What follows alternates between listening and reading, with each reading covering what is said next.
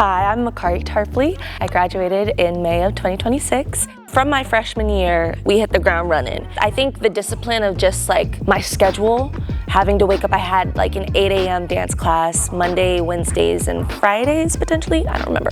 But just like that discipline in timing and how they often, my dance teacher at the time, her name was Professor Whitney Brown, and she was strict. She was like, on time is late, being early is on time, and being late is unacceptable. So that was like first lesson number one, like can't be late, gotta show up early so that I could stretch and be prepared. And so I learned so many different things from just like my acting teachers, my vocal teachers, of just like how to represent yourself, especially as a Black person in the space. And often we are the minorities in audition rooms and sometimes productions as well. So I think from my COFA experience, I really learned how to just take up space and to be kind of bold as a Black person, as a Black performing artist.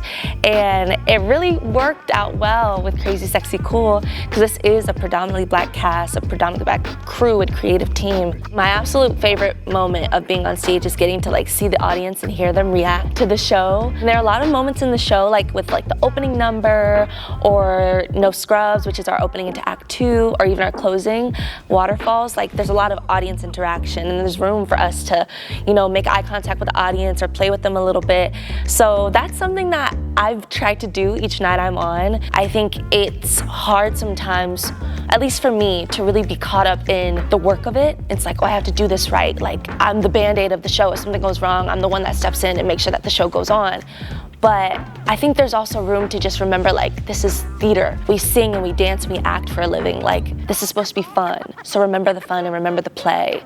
There's so many possibilities and opportunities just from going to Howard and from the people you meet and the education that you're getting. You are walking in the footsteps of so many great people before you.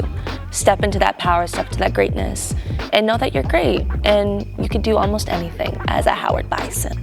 CrazySexyCool, the TLC Musical.